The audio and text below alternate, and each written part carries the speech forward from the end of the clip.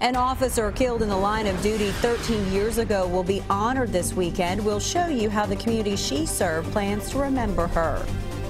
Lexington police have arrested a teenager in connection with a string of robberies. What crimes they believe they have solved. The first ever U.S.-built Lexus rolls off the line at the Georgetown Toyota plant. We'll get a look at the car coming up. Tracking, alerting, protecting. This is WKYT News at 5:30. Good evening. She was the first female officer in Kentucky to be killed in the line of duty, and this weekend, Officer Regina Nichols will be honored by the community she served. Officer Nichols was the first female officer to join the Harrodsburg Police Department in October of 1998. She was shot and killed. Victor Puente shows us how Nichols will be honored this weekend. It's our top story at 5:30. It's been more than 17 years since Officer Regina Nichols was killed while responding to a call. The people who served with her say they've never forgotten her, and thanks to a sign going up this weekend, no one else will either. Officer Nichols was responding to a call of a suspicious person outside of an automotive parts factory when she was shot. It's very tragic. The entire community was affected by it. Her loss had such an impact that almost 2 decades later, it's still being felt. That Officer Nichols have that same honor. Even to this day, no matter where we go on a call, there'll be somebody bring up Regina's name and how she treated the public. That included helping the people she arrested. Sheriff Ernie Kelty was the chief of police in Harrodsburg when she was shot. Know that someone that she arrested was hungry. She'd go to McDonald's, get them something to eat. A monument stands in town, but soon another will be on the outskirts. US 127 is being renamed the Officer Regina Nichols Memorial Highway. Captain Scott Elder helped get the action passed through the General Assembly with the help of State Representative Kim King. We thought it would just be fitting that Officer Nichols have that same honor. That dedication is scheduled to take place 2 o'clock this Sunday. That'll be here at the McAfee Fire Station in the northern part of the county. In Mercer County, Victor Puente, WKYT.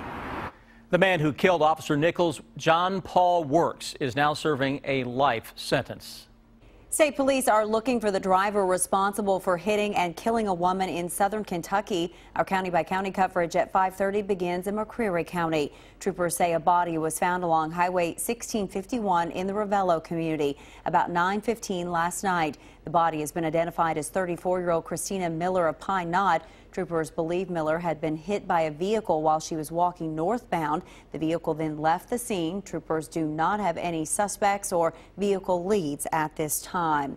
In Laurel County, a woman was flown to UK hospital after police say she crashed her vehicle into a garbage truck. Deputies say 18-year-old Ashley Blanton was driving southbound on US 25 when she rear-ended the garbage truck. Deputies believe the rising sun possibly blinded her. Blanton was flown to the hospital with very serious injuries. The driver of the garbage truck was outside of the truck and was not hurt. And in Madison County, police are warning Berea Utilities customers about a scam. Berea police say they've been getting reports from customers that someone is calling them saying that a payment is needed, and if the customer doesn't pay, then their utilities will be cut off. Police say this is a scam and ask that you do not send any money. They tell us a detective will be looking at the phone number to find the person responsible. Lexington police have arrested a teenager accused of several armed robberies around the city. Detectives charged 19-year-old Levante Magello Davis today for 5 armed robberies over the last 2 months. Davis was already in custody at the Fayette County Detention Center. Police believe that he robbed Common Grounds on Heartland Parkway twice, as well as Krispy Kreme on Richmond Road, Dairy Mart on East Reynolds Road, and the Subway on East Main Street. Davis is charged with 5 counts of robbery. A Laurel County grand jury has indicted a man accused of killing his estranged girlfriend. Investigators found Amber Decker's body in a blue storage tote in Laurel County last month. Joseph Nestor is charged with murder, abuse of a corpse, tampering with physical evidence, and possession of a controlled substance. The Times Tribune reports that Nestor is still in jail on a $250,000 bond. After a chilly weekend, the beautiful weather that we're having fall-like has returned to the bluegrass. And we're tracking even warmer temperatures for the rest of this week. How about that? Chris Bailey, tell us about it. Yeah, a lot of the good stuff on the way. We've had a lot of the good stuff over the past several days. Sure, it's been cold. We've had frost. We've had the freeze now. Growing season technically over, but temperatures, as you guys mentioned, on the warm-up over the next few days. Right now, not bad at all. A lot of low and mid-60s across central and eastern Kentucky, Frankfort, Jackson, Lexington, and Corbin. Generally 60 to 65 degree numbers out there this afternoon on a gorgeous afternoon in the Bluegrass State. Hey, you've heard about the dog days of summer? How about the dog days of fall? Check out this shot from our weather watcher Jordan Montgomery down in Sagersville. Zoe out enjoying a beautiful afternoon, and why not 64 degrees showing up into southeastern Kentucky. Defender, all is calm and all is quiet across not only Kentucky but much of the eastern half of the country. Great week of temperatures that continues across the entire region. Sunny skies are going to continue out there as well. By the time we hit the weekend, changes do begin to show up in the form of a cold front, and that means rain chances will go up. But of course, guys, when you can't find a cloud in the sky, rain chances only have one direction to trend. And we will track that upward increase when I come back in a few minutes. Thank you, Chris. It's the first Lexus to be built here in the United States, and it was built at the Toyota Motor Manufacturing Plant in Georgetown. This afternoon, the plant unveiled the U.S.-made Lexus 350 at a ceremony. New at 5:30, our Sean Moody is live for us in Georgetown. He got a look at the first Lexus. And, Sean, how many does the plant plan to produce? They plan to make 50,000 of these every year. This is that new Lexus ES 350 behind me. This will be in addition to the already 500,000 cars that the Georgetown Toyota plant produces every year. Everyone who was out here today said this was a great day, not just for Scott County, but really for the entire Commonwealth. Hundreds of Toyota workers gathered out here on the front lawn of the plant for the unveiling of the very first Lexus ES 350 built here. There were executives from Lexus and Toyota, as well as Kentucky Governor Steve Beshear. This is the first Lexus assembly line anywhere in North America. A Toyota representative said the reason the company picked Georgetown was because they already had a proven track record with building the Toyota Camry and Avalons here. The new assembly line brought in a $360 million investment from Toyota and added 750 new jobs to the plant. Those employees spent a lot of time training on the new car, and a lot of them actually went over to Japan to learn more about their craftsmanship. Governor Beshear said this just bolsters Kentucky's manufacturing reputation. Hopefully, we're going to be making even more vehicles in the future. We're now the third largest producer of cars and light trucks in the country, just that close to Ohio and being second. So who knows, in the next few years, we may be second only to Detroit, and then who knows after that. Now, this new ES350 will actually stay here at Toyota. It'll go on display in the visitor center. They also raffled off a couple more ES350s to employees here. So a big day for those two employees, as well as really everyone here at Toyota. Live in Georgetown, Sean Moody, WKYT. That it certainly is. Sean, thank you. Toyota first began production at its Georgetown plant in 1988.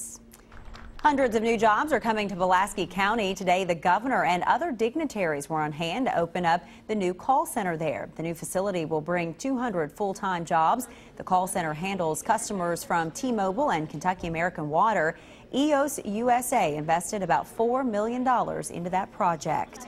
When I selected this site, I selected it because I saw a workforce that had great work ethic and seemed to be really driven also in terms of education, and that's exactly the type of population that we're looking to bring into our company.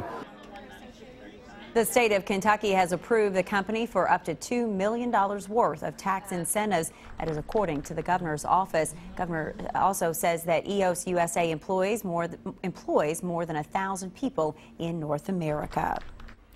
No matter how many times we report on it, it continues to be one of the fastest growing scams in this country. Foreign lotteries that, instead of paying out money, are stealing precious dollars from the elderly and most vulnerable. And here's the story of one victim who explains how he was lured in. They told me I'm going to get rich. Bert Richter was told he won $8 million. To collect, all he needed to do was pay a $150 fee. So he sent a money order.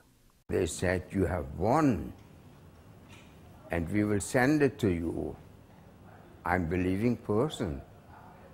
But then I found out I never got the mail, I never got the money. Bert, who immigrated from Germany, acknowledges he may have been too trusting.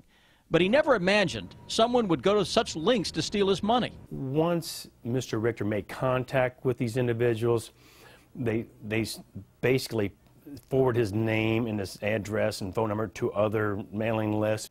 He was bombarded with solicitations, which can be a challenge for an older person not used to multiple calls and constant mail. Sometimes they just want somebody to talk to, and these individuals who call them, guys as being their friends. A warning from postal inspectors: all foreign lotteries are illegal. If someone wants to play a lottery, they should just go down to their local convenience store where these lotteries are regulated by the state and government. Bert Richter learned that lesson the hard way. But then I threw it in the trash because they're good for nothing. He's right.